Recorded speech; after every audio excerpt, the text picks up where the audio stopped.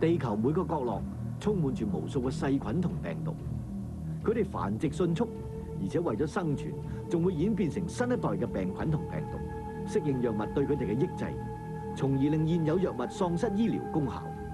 隨住熱帶雨林被破壞，擁有大量藥用價值嘅植物亦將會絕種。長此落去，將來會唔會連傷風咳嗽都無藥可醫，置人於死地呢？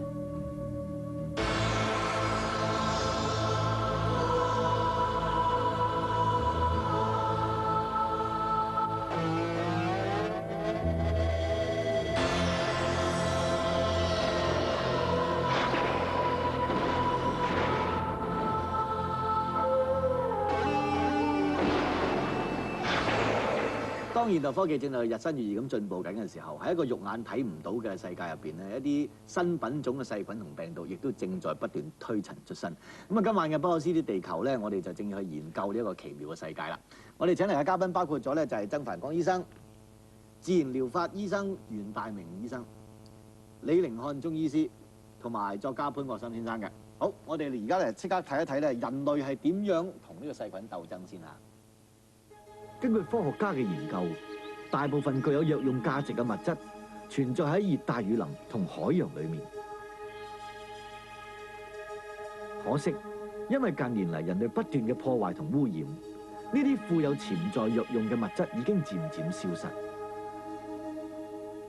最令人擔心嘅係，細菌同病毒為咗生存，會變種成為新品種。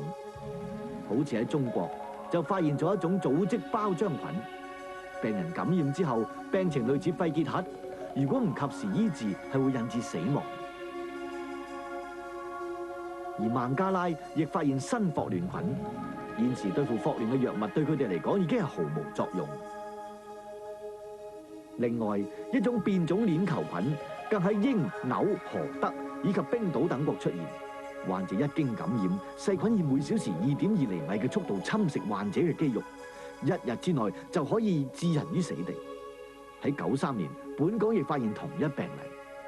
即係照咁睇咧，人會唔會係即係自己謀殺自己啦嚇？係去到個地步就係自己伐木過多，令到雨林冇晒啦，咁啊海都污染咗海洋啊咁。咁於是就開始好多病冇辦法有藥醫啦。阿曾醫生，你同唔同意咁樣講法？呢樣係必然嘅喎，因為伐木令到啲海洋啊，或者係嗰個森林冇晒之後咧，咁變咗就係氧氣都自然會差咗啦。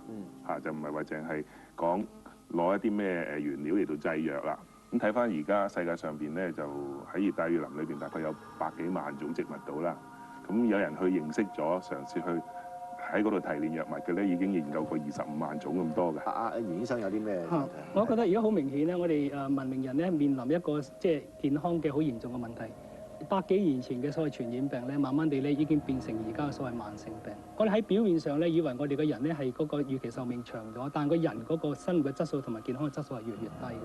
喺外國嘅報告發現咧，原來而家文明地方生活嘅人咧，52%到54%咧係患有一種或者以上嘅慢性病。咁好多人以為因為呢個所謂人口老化關係啦，咁年紀大自然慢性病多咗啦。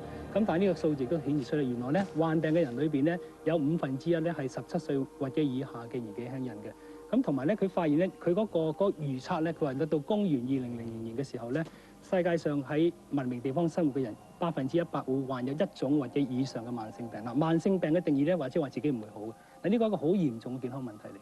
熱帶雨林唔可能將佢鋤盡佢嘅，因為鋤盡之後咧，佢嗰個物種嘅消失，水土保持嗰個一落雨嘅水災，佢個柱同個水啊嘛，仲有問題咧，溫度嘅升高會帶嚟無窮嘅後患嚟嘅。最嚴重嗰個個案喺60年代就係有隻安眠藥喺德國同埋英國咧，嗰啲孕婦食咗之後生出嚟嘅細路哥咧就畸形嘅。咁由嗰時開始咧。藥學界先至知道有新藥要試清試楚先至可以推出嚟用咯。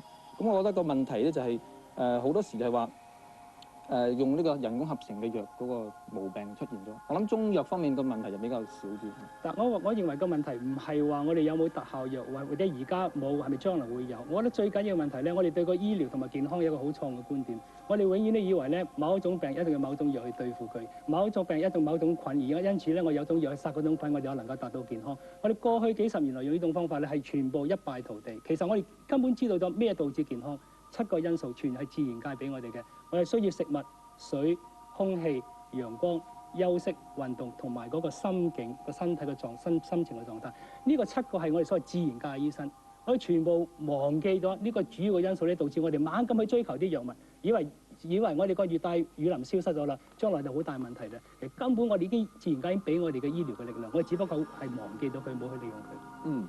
咁即係而家其實有2種睇法咧，一種就係話熱帶雨林唔好咁樣摧毀佢咧，如果唔係咧，即係研究藥嗰方面咧就有問題啦。咁另外一方面就話以自然嘅方法都可以醫到我哋。咁喺我哋而家跟住落嚟要傾嘅咧，就係話我哋有另外一種嘅治療方法，亦都唔同阿袁醫生講嗰啲咧，就亦都有少少分別嘅。咁到底係咩咧？我哋一齊嚟睇睇片就知嘅。有人相信每個人都擁有人體潛能，而且會因為某啲因素激發出無窮嘅力量，而自我治療亦係其中一種。好似源自印度嘅瑜伽，就能夠調節腺體分泌同保存身體嘅能量，令人有抗拒疾病嘅能力。即使患病，鍛鍊瑜伽嘅人亦會比平常人更快康復。另外，我哋熟悉嘅氣功，據講亦係利用呼吸嘅規律，促進人體血液循環，進行對疾病嘅治療。根據多次嘅實驗證明，氣功對神經衰弱、高血壓、胃潰瘍，甚至乎癌症都有醫療功效。原來氣功咧，我問嗰啲師傅咧，有內氣有外氣嘅。一內氣咧，手丹田啊、安靜呢啲，我相信嘅。因為點咧？我哋而家好多嘢好煩擾啊，能夠去靜一靜咁去瞓覺咁休息下咧，係無疑對於嗰個精神嘅調節好有好處。清潔下內部，清潔下，等你靜一靜，係瞓覺、行山、游水、打波。但係對於外氣嗰啲咧，我就有啲保留啊。點樣遙遠發功啊？點樣嗰啲，我就唔係好明白嘅意思嚟嘅。不過我諗你講將嗰啲氣功講得太過神化都冇可能嘅。睇下咩病，譬如話跌斷咗隻手，乜嘢氣功師都冇辦法幫你駁骨㗎嘛。呢啲絕冇可能。就算跌斷咗隻手，你唔醫佢，佢都可以會自己好翻㗎喎。冇錯。譬如你喺啲街邊見到隻狗俾人打跛咗隻腳咧，就有陣時。即係佢幾個禮拜之後，佢自己會識行啊，唔再跛啊咁咧。當然啦，你整斷咗隻手嘅時候咧，你冇得適當咁樣整翻或啱個位嘅時候咧，扶正個骨先得嘅。佢好翻嘅時候咧，就可能會歪咗啊，用得冇咁方便啊咁樣。所以講氣功咧，就係我哋係一樣幾唔了解嘅嘢嚟嘅。事實上，咁你話到佢個功效好神奇，醫癌啊、醫愛滋咩都得嘅時候咧，我就相信呢個就神化咗少少啦。嚇！即係你而家呢個係站喺西醫嘅角度，西醫嘅角度嚟到睇啦。因為我覺得，譬如如果你話呢樣嘢係得嘅時候咧。咁其實應該係攞咗出嚟，用一個咁嘅方法去俾啲科學家接受一個考驗嚇，有幾多個案俾你醫治，後來個結果幾多會得，幾多唔得咁樣。如果佢真係幫到人嘅，醫到病嘅時候咧，呢樣嘢不失為一個好嘅醫療嘅一個手段。我覺得應該係提倡嘅。如果佢唔得嘅，攞嚟吹牛亂咁噏嘅時候咧，就害死好多人啦。所以譬如有啲表演啊，係啦，譬如有啲好嚴重嘅病嘅時候咧，咁我覺得就係點樣都係要。睇翻醫生，接受翻一啲正統少少嗰個醫學嗰個治療啊。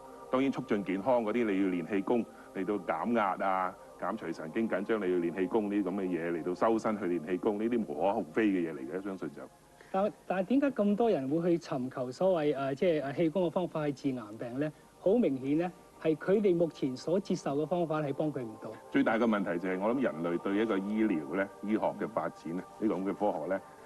有一個唔係好現實嘅一個期望啊，嚇咁可能就係話，所有人都會諗21世紀之後咧就冇咩病係醫唔到噶啦。咁事實上就唔係咁樣一回事。越嚟越多病人一定要死嘅。醫生啊，或者係一個醫學嘅發展都好啦，咁佢係有一個極限㗎。佢去到嗰度咧，未曾有得突破嘅時候咧，就冇符㗎啦。人嘅心理梗係咁㗎嘛，你患咗癌症，中醫又話你實死，西醫話實死。跟住有個氣功師話可以醫到你嘅，不如試下咯。你梗要去試㗎啦。係啦，呢個就正如咧，舉個例嚟講，就係一個人沉咗船喺個茫茫大海裏邊，揾到條水草咧，都已經係水泡啦嘛。